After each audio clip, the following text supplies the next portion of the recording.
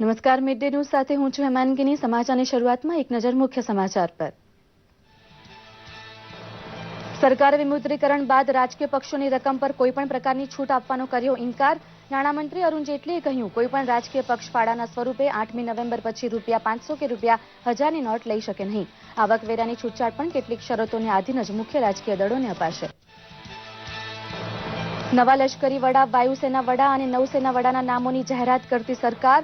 Lieutenant general Bipin Rawat નવા લશ્કરી વડા, એર માર્શલ BS ધનોઆ વાયુસેનાના અધ્યક્ષ, અનિલ ધસ્માના રોના વડા અને રાજીવ જૈનને IBના વડા બનાવાયા। આવકવેરા વિભાગ દ્વારા મેગા સર્ચ ઓપરેશન 5મા દિવસે પણ યથાવત। ઉધનાના મોટા ગજાના ફાઇનાન્સર કિશોર ભજીયાવાડાને ત્યાં પડેલા દરોડામાં કરોડો રૂપિયાની રોકડ અને સંપત્તિ જપ્ત।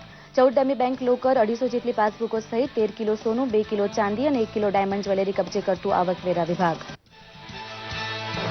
ગુજરાતમાં સાહિત્ય, કલા અને સંસ્કાર પ્રાપ્તિની વિશાળતાનું ફલક વિસ્તારવાની પ્રતિબદ્ધતા દર્શાવતા મુખ્યમંત્રી વિજય રૂપાણી આજની યુવા પેઢી વાંચન, અધ્યયન પ્રત્યે પ્રેરિત થાય તે માટે કર્યો અનુરોધ।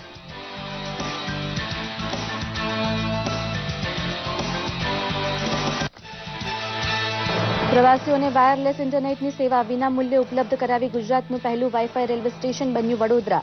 ST સ્ટેશન સાથે રેલવે સ્ટેશનને જોડતા પુલનું કરાયું લોકાર્પણ।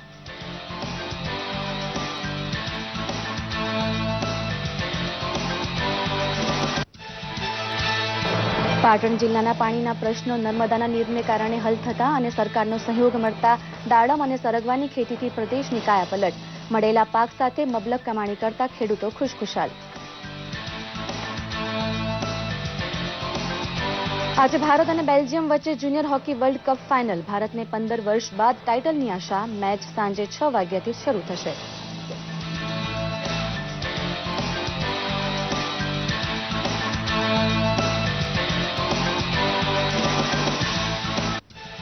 અને ચેન્નાઈ ટેસ્ટમાં ભારત સામે ઇંગ્લેન્ડના પ્રથમ ઇનિંગમાં 477 રન। ભારતનો પણ જડબાતોડ જવાબ। લોકેશ રાહુલ અને પાર્થિવ પટેલની ભાગીદારીમાં 174 રન। ભારતીય ખેલાડીઓ ફોર્મમાં, ઇંગ્લેન્ડના સ્કોરને ટક્કર મારવા તત્પર। સમાચાર વિસ્તારથી જોઈએ। સરકારે વિમુદ્રીકરણ બાદ રાજકીય પક્ષોની રકમ પર કોઈપણ પ્રકારની છૂટ આપવાનો ઇનકાર કર્યો છે। નાણામંત્રી અરુણ જેટલીએ કહ્યું છે કે કોઈપણ રાજકીય પક્ષ 8 નવેમ્બર પછી જૂની 500 કે 1000ની નોટનો સ્વીકાર ફાળા તરીકે ન કરી શકે। સરકારે આયકર અધિનિયમ 1961 મુજબ રાજકીય દળોની સ્થિતિનું સ્પષ્ટીકરણ આપ્યું છે। મીડિયામાં કેટલાક સમાચાર ફેલાયા હતા, જેમાં રાજકીય પક્ષોના IT રિટર્નની કોઈ તપાસ નહીં થાય તેમ જણાવાયું હતું। જોકે આ માહિતીને સ્પષ્ટ કરતા નાણામંત્રીએ કહ્યું છે કે આયકરની छूट કેટલીક શરતોને આધીન માત્ર મુખ્ય રાજકીય દળોને જ આપવામાં આવે છે। मीडिया के एक वर्ग में ये समाचार आ रहा है जैसे राजनीतिक दलों को कोई विशेष आयकर से छूट दी गई है।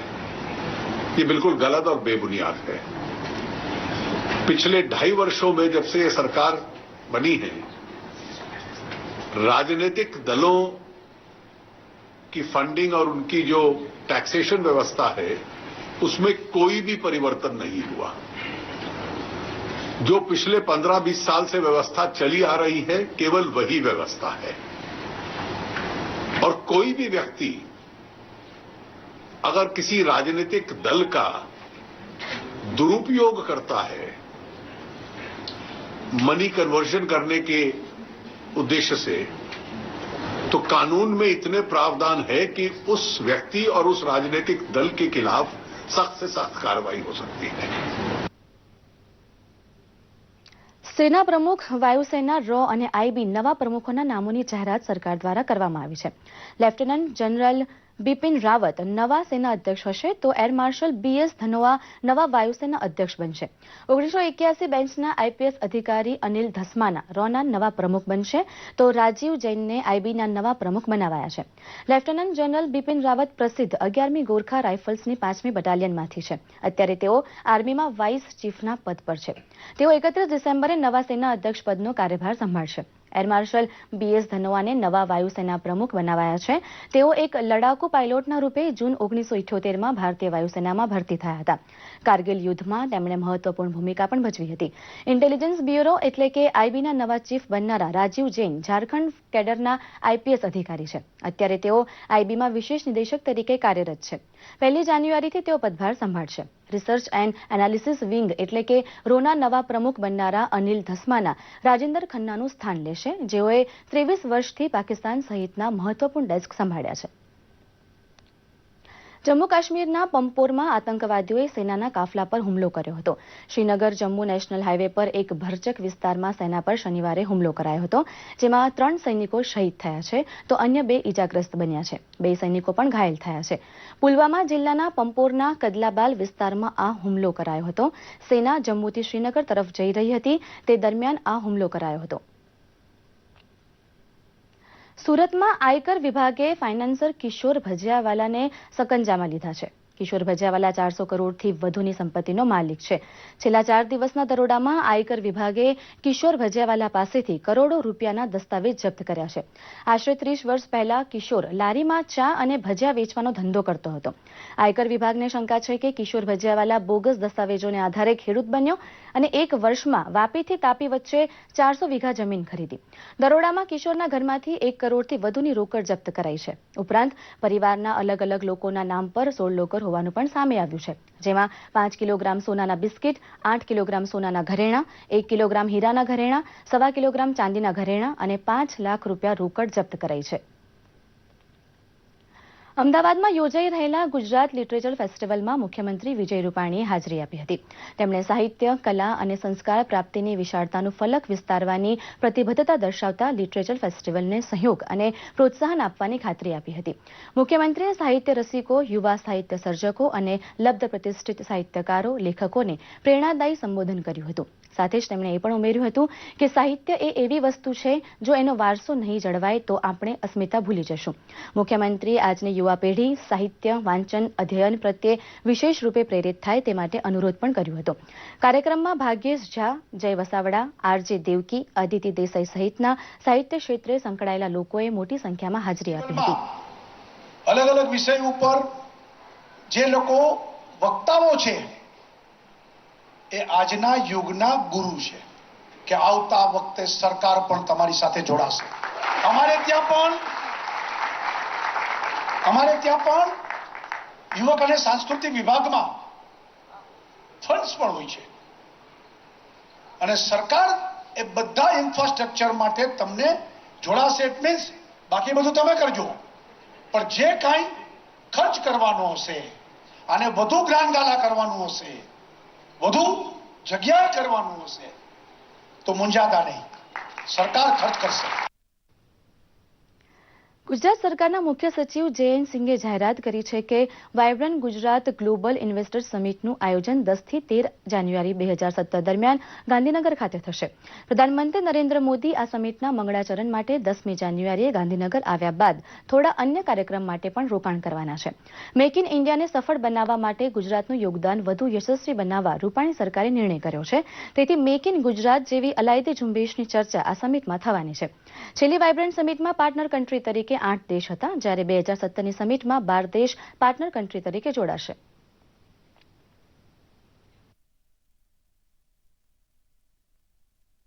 माननीय प्रधानमंत्री श्री 9 जनवरी को आ रहे हैं. उनका 9वीं तारीख को 4 प्रोग्राम रहेगा. गांधीनगर रेलवे स्टेशन का कायाकल्प होगा, एक कमर्शियल स्टेशन के रूप में उभरेगा. गिफ्ट सिटी में इंटरनेशनल फाइनेंशियल सेंटर का उद्घाटन होगा उनके हाथ से. ग्लोबल ट्रेड शो जो वाइब्रेंट का है, वाइब्रेंट 2017 का, उसका शुभारंभ करेंगे. और फिर नोबेल लॉरिएट के साथ में एक्सपोजिशन का ओपनिंग होगा और उसके साथ में उनकी चर्चा होगी. 10वीं तारीख को सवेरे में 1-on-1 उनकी मीटिंग होगी प्रेसिडेंट्स और बिजनेस डेलीगेशंस के साथ में. दोपहर के टाइम में वाइब्रेंट गुजरात 2017 का ओपनिंग होगा और शाम के टाइम में CEO conclave, chief executive officers global level के 50-55 के लगभग, उनके साथ में वो और फिनेंस मिनिस्टर के साथ में चर्चा होगी। વડોદરા રેલવે સ્ટેશન પરિસરમાં વાયરલેસ ઇન્ટરનેટની સગવડ શરૂ થતાં તે ગુજરાતનું પહેલું વાઈફાઈ રેલવે સ્ટેશન બન્યું છે. રૂપાણી સરકારમાં રાજ્યકક્ષાના ખેલકૂદ મંત્રી રાજેન્દ્ર ત્રિવેદી તથા સાંસદ રંજનબેન ભટ્ટની હાજરીમાં વાઈફાઈ સુવિધાનું લોકાર્પણ કરાતા પ્રવાસીઓને નવતર સગવડ વિનામૂલ્યે પ્રાપ્ત બની છે. વડોદરામાં રેલવે સ્ટેશન અને બસ સ્ટેશન બિલકુલ સામસામે હોવાથી બંને વચ્ચે બનેલા પુલને પણ ખુલ્લો મૂકવામાં આવ્યો હતો. મુસાફરી માટે ટ્રેન સાથોસાથ એસટી બસનો ઉપયોગ કરવાનો થતો હોય તેવા પ્રવાસી માટે આ પુલ આશીર્વાદ સમાન સાબિત થવાનું છે. સાંસદ રંજનબેન ભટ્ટે કહ્યું હતું કે ડિજિટલ ઇન્ડિયાની તર્જ પર વડોદરાની ડિજિટલ કાયાપલટમાં કોઈ કસર છોડાશે નહીં. राज्य सरकार की मदद से और सेंट्रल गवर्नमेंट ने तो काफी उसमें पैसे लगाने की बात की थी, मगर हमारे मेंबर ऑफ पार्लियामेंट, हमारे सांसद रंजनबेन ने बहुत कोशिश करके उसको बहुत कम पैसे में, कम लागत से इसको मंजूर करवाया रेलवे की ओर से. बहुत अच्छी सुविधा ये लोगों को प्राप्त हुई है और मैं समझता हूँ कि लोगों को रेलवे स्टेशन से सीधा जिनको एसटी में जाना है, एसटी बस पकड़ने जाना है, वो सीधा इसका यहाँ यूज कर सकेंगे. तो जो मेन गेट्स हैं वहाँ पे जो भारी भीड़ होती है ट्रेन आने के बाद, तो वो भी वो कम होगी. रेलवे खाते वडोदरा शहરની અંદર સૌ પ્રથમ વખત વાઈફાઈની સુવિધા મુસાફરોને મળે તો બધા મુસાફરોને એનો લાભ મળશે અને બધા મુસાફરો પોતાનો સમય ક્યાં પસાર કરવો એ વિચારતા હોય છે ત્યારે આ વાઈફાઈ મને લાગે છે કે પરિવહનનું સ્થળ ન બને તો સારું રહ્યું એ દિશામાં આગળ વધશે. ફરીવાર વાઈફાઈ માટે સૌ ટીમને, સભ્યશ્રી અમારા સૌને શુભકામના પાઠવું છું. ગાંધીનગર નજીક આવેલી ઈડીઆઈ ખાતે ગ્લોબલ સ્કિલ સમિટ 2016ને રાજ્યપાલ ઓપી કોહલીના હસ્તે ખુલ્લી મૂકવામાં આવી. આ પ્રસંગે તેમણે જણાવ્યું કે સ્કિલ એ મહત્વની બાબત છે, કારણ કે તેનો સંબંધ રોજગાર, ઉદ્યોગ અને દેશના આર્થિક વિકાસ સાથે રહેલો છે. આઝાદીના દાયકાઓ બાદ પણ બેરોજગારીની સમસ્યા છે, જેને સ્કિલ ડેવલપમેન્ટથી હળવી બનાવી શકાશે. રાજ્યપાલે પ્રધાનમંત્રીના make in India, digital India અને સ્કિલ ઇન્ડિયા જેવા કાર્યક્રમોની પ્રશંસા કરી હતી અને તેને સફળ બનાવવા લોકોને અપીલ પણ કરી હતી. તેમણે યુવાનોને સંબોધન કરતા કહ્યું હતું કે દેશમાં 50% લોકો 25 વર્ષની ઉંમરના છે, ત્યારે યુવાધનને સ્કિલ આપવી ખૂબ જ જરૂરી છે.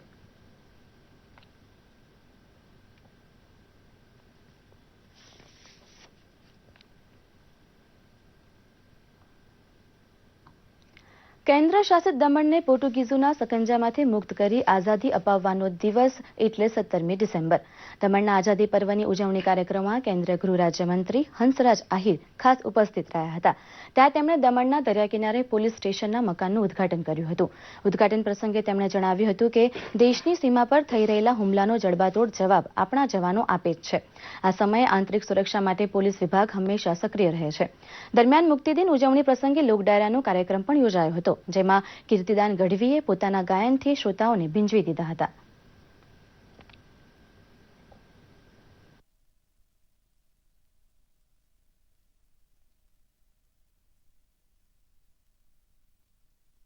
सिर्फ दमन के लिए नहीं तो पूरे देश की जरूरत है कि देश की सारी सीमाएं सुरक्षित रखने के लिए हम चारों तरफ में ऐसे police station, coastal police station है या और भी सीमावर्ती क्षेत्र के लिए सुरक्षा के लिए ऐसे होम मिनिस्टर प्रयास होते हैं.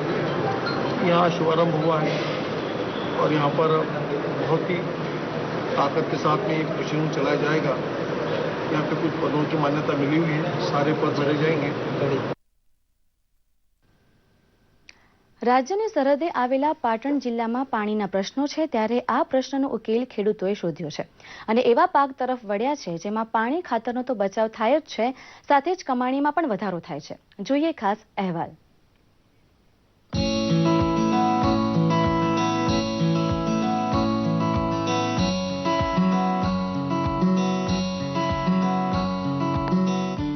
પાટણના ખેડૂતો ઔષધીય પાક સરગવાની ખેતી કરીને મબલક કમાણી કરતા થયા છે.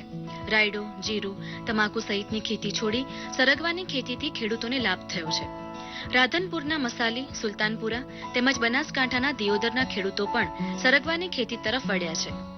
મેં પોતે અત્યારે હાલ 25 થી 30 વીઘામાં સરગવાની ખેતી કરેલી છે અને 1 વર્ષ અગાઉથી આની શરૂ કરી હતી અને આ વર્ષે એ ખેતી ચાલુ છે. એકંદરે આ ખેતીમાં ખર્ચો ઓછો હોય છે. સરગવો જેમ ગુણકારી છે તેવી જ રીતે વધુ કમાણી કરાવનારો પણ છે. પ્રતિમણ સરગવાના રૂપિયા 450 મળે છે, એટલે કે 1 વીઘાએ 1.5 લાખની કમાણી કરતા ખેડૂતો થયા છે.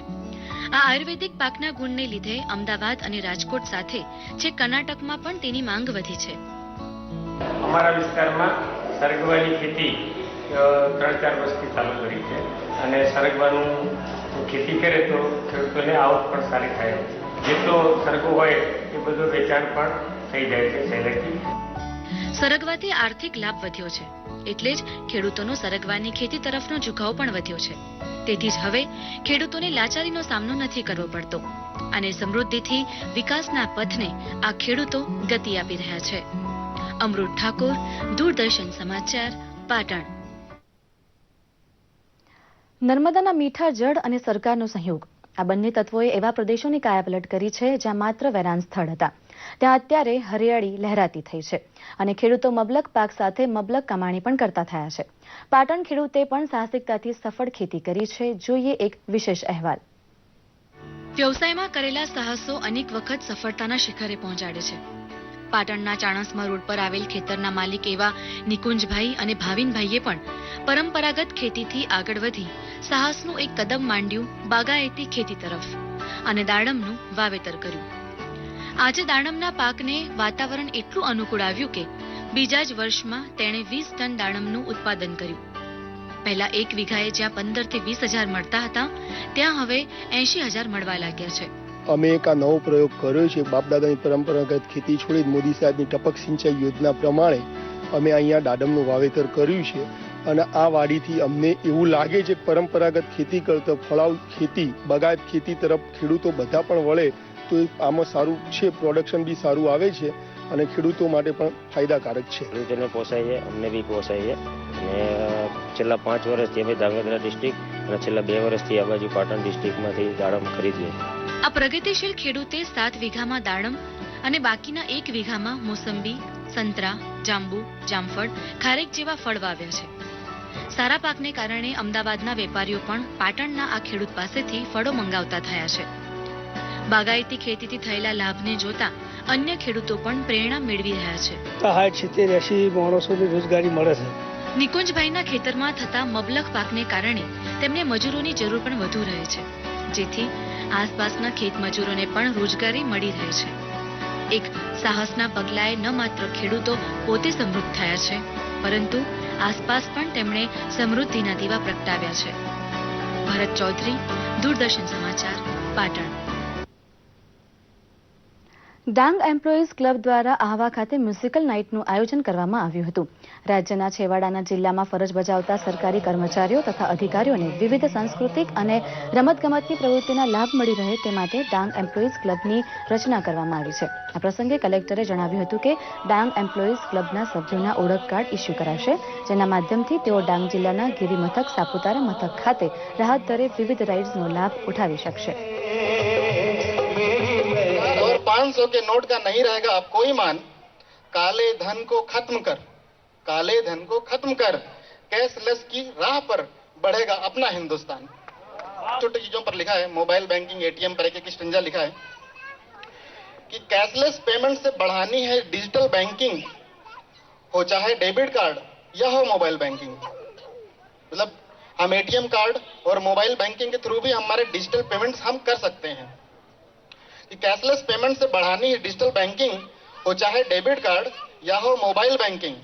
आधार कार्ड हो खाते से जुड़ा हुआ, आधार कार्ड हो खाते से जुड़ा हुआ तो बिना आईडी पासवर्ड कर सकते हैं बैंकिंग. શિયાળાના ઠંડા વાતાવરણમાં વિદેશી પક્ષીઓ મોટી સંખ્યામાં કચ્છના નાના રણમાં આવ્યા છે. ફ્લેમિંગો, કુંજ, ટિલોર, પેરીગ્રીન ફાલ્કવ, રણચકલી, નાઇટજાર, ડેમોલિસ ફન જેવા 120 જાતિના પક્ષીઓએ કચ્છના નાના રણમાં કલરવ બોલાવ્યો છે. મોટી સંખ્યામાં રંગબેરંગી પક્ષીઓને જોવા મોટી સંખ્યામાં સહેલાણીઓ પણ આવી રહ્યા છે. ચોમાસા દરમિયાન રણમાં પાણી ભરાતા રસ્તો બંધ થાય છે ત્યારે આ પક્ષીઓ નેસ્ટિંગ પણ કરે છે. ગત વર્ષે 3000થી વધુ પક્ષીઓએ સફળ નેસ્ટિંગ કર્યું હતું. 4 મહિનાથી વધુ સમય સુધી આ પક્ષીઓ રોકાણ કરે છે. અત્યારે હજારોની સંખ્યામાં પક્ષીઓ રણની અંદર મહેમાન ગતિ માણી રહ્યા છે.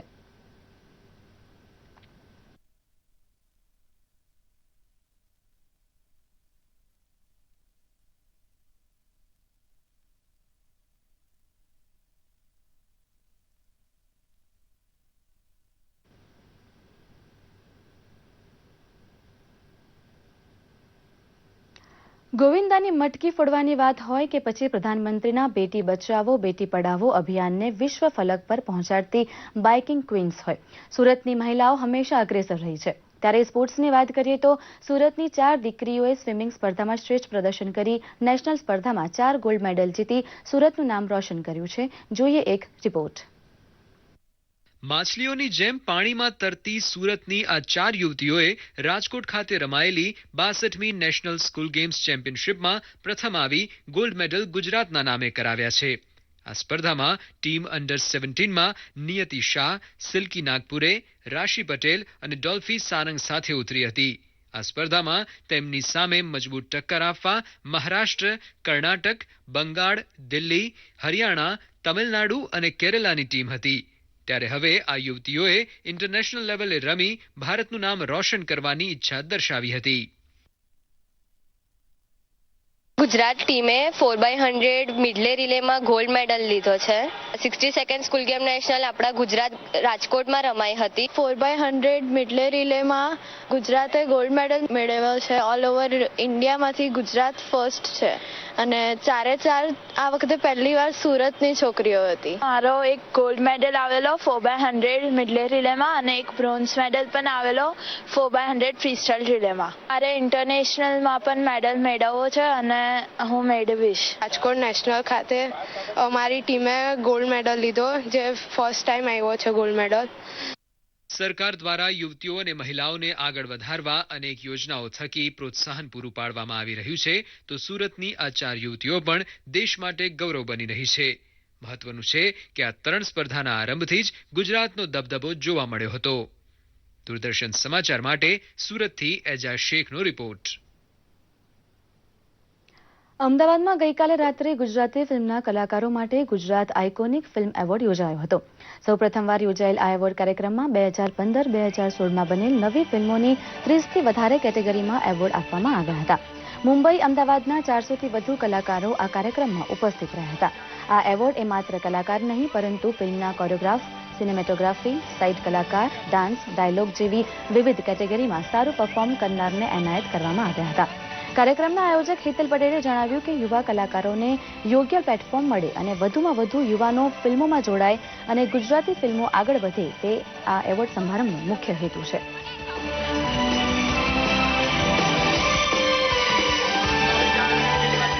ગુજરાતી ચલચિત્રો અત્યારે નવી ઊંચાઈ પ્રાપ્ત કરવા જઈ રહ્યા છે, ત્યારે ગુજરાતી ફિલ્મ ઉદ્યોગ માટે આવા સુંદર IFFI એવોર્ડનું આયોજન થયું છે, તે બદલ આના સર્વે આયોજકોને હું ખૂબ અભિનંદન આપું છું. ફિલ્મ ક્યારેય નબળી ના હોવી જોઈએ, ટેકનોલોજી સજ્જ હોવી જોઈએ અને હિન્દી પિક્ચર અને બીજા રાજ્યોની ફિલ્મ કરતાં પણ ગુજરાતી ફિલ્મ આગળ આવે તેવી હું ઈચ્છા સેવું છું. કે એક અવોર્ડ ફંક્શન આપણે ગુજરાતી ઇન્ડસ્ટ્રી માટે કરીએ તો એનાથી એન્કરેજમેન્ટ વધશે, ઇન્ડસ્ટ્રીને એપ્રિશિએટ થશે જેનું સારું કામ છે. તો આઈ થિંક સારી મૂવી, સારા લિરિક્સ, સારા ડાયરેક્ટર, સારા સિનેમોગ્રાફર એવું ઘણો સારો જે આપણો પહેલાનો દોર હતો એ પાછો આવશે.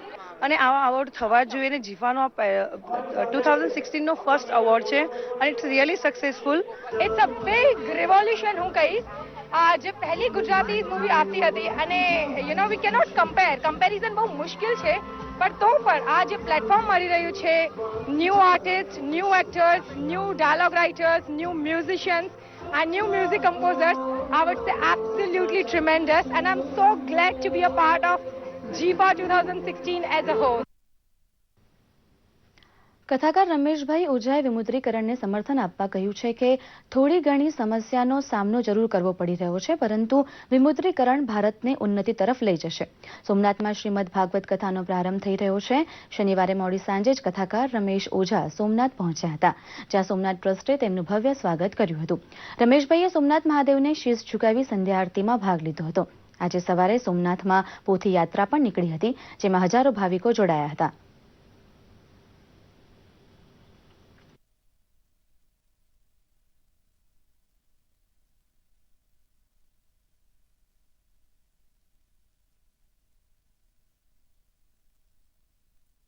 एक बात जरूर है कि जो कुछ होगा भारत के लिए अच्छा होगा. ये भारत की आम जनता में मैं ये विश्वास देख रहा हूं कि कि थोड़ी बहुत समस्या का जरूर हम सामना कर रहे हैं, लेकिन देश का उज्जवल भविष्य इससे होता है तो हम इसके साथ हैं।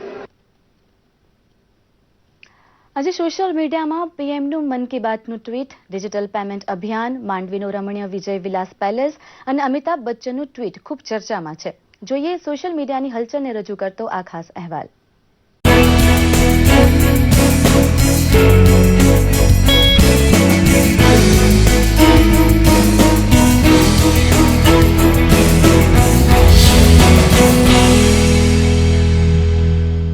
નરેન્દ્ર મોદી આગામી 25 ડિસેમ્બરના રોજ આકાશવાણી પર મન કી બાત કરશે.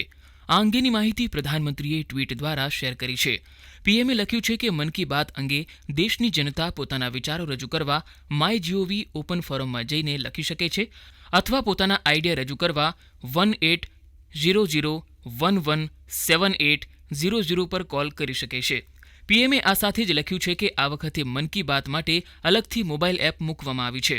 અમદાવાદ ખાતે વૈષ્ણવ ઇનર ફેથ પુષ્ટિ માર્ગીય ઓર્ગેનાઇઝેશન દ્વારા આયોજિત પુષ્ટિ પંચામૃત મહોત્સવમાં ઉપમુખ્યમંત્રી નીતિન પટેલે હાજરી આપી હતી. ઉપમુખ્યમંત્રી નીતિન પટેલે પોતાના ટ્વિટર પેજ પર આ અંગેના ફોટો પોસ્ટ કર્યા છે, જેને ખૂબ લાઇક મળી રહી છે. તો આ તરફ ડિજિટલ પેમેન્ટ અભિયાન અંતર્ગત એક સપ્તાહમાં દેશભરના 476 જિલ્લાના 10 લાખ લોકોને ડિજિટલ પેમેન્ટની તાલીમ આપવામાં આવી છે. કેન્દ્રીય મંત્રી રવિશંકર પ્રસાદે આ અંગેની માહિતી ફોટો સાથે ટ્વિટર પર પોસ્ટ કરી છે, જેને અનેક રીટ્વીટ મળી રહ્યા છે. ફેસબુક પર વિજય વિલાસ પેલેસને મળી રહી છે અસંખ્ય લાઇક. જી હા, માંડવી ગુજરાતના કચ્છ જિલ્લાનું તાલુકા મથક છે અને ભુજથી લગભગ 60 કિલોમીટરના અંતરે આવેલું છે. માંડવી કચ્છી સંસ્કૃતિના પ્રતિનિધિ શહેર તરીકે પણ જાણીતું છે. ગુજરાત માહિતી વિભાગે ફેસબુક પેજ પર તેની સુંદરતાને રજૂ કરતા કેટલાક ફોટો પોસ્ટ કર્યા છે, જેમાં બ્રિટિશ શાસનકાળનો સુંદર કલાકૃતિ ધરાવતો વિજય વિલાસ પેલેસ અને રમણીય દરિયા કિનારો માંડવીના મુખ્ય આકર્ષણો છે.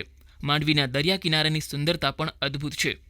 ટ્વિટર પર સૌથી વધુ ફોલોઅર્સ મેળવનારા બોલિવૂડના મહાનાયક બિગ બી અમિતાભ બચ્ચનના ફોલોઅર્સની સંખ્યા માઇક્રો બ્લોગિંગ સાઇટ ટ્વિટર પર 2.4 કરોડને પાર પહોંચી ગઈ છે, જ્યારે શાહરૂખ ખાનના ફોલોઅર્સ 2.26 કરોડ, સલમાન ખાનના 2.07 કરોડ, આમિર ખાનના 1.93 કરોડ અને દીપિકા પાદુકોણેના 1.68 કરોડ ફોલોઅર્સ છે. અમિતાભે ટ્વિટર પર આ અંગે પોતાના એક ફોટો સાથે ખુશી વ્યક્ત કરતા ટ્વીટ કર્યું છે, જેને અસંખ્ય રીટ્વીટ મળી રહ્યા છે.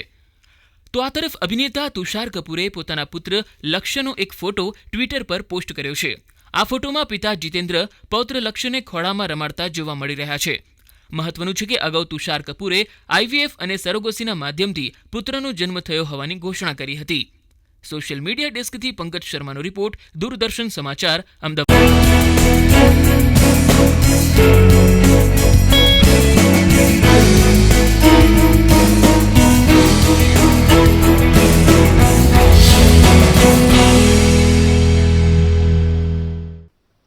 વાત કરીએ હોકીની તો ભારત અને બેલ્જિયમ વચ્ચે આજે જુનિયર હોકી વર્લ્ડ કપનો ફાઇનલ મુકાબલો થશે. 2001માં ચેમ્પિયન રહેલી ભારતીય ટીમ પાસે દોઢ દશક બાદ ફરીથી ઇનામ પોતાના નામે કરવાનો મોકો મળ્યો છે.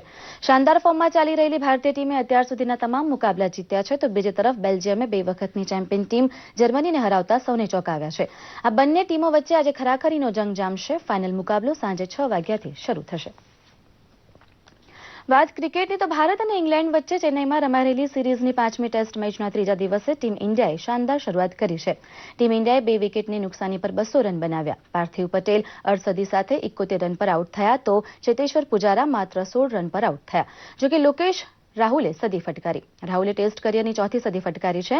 લોકેશ રાહુલ અને વિરાટ કોહલીએ હવે બેટિંગ સંભાળી છે.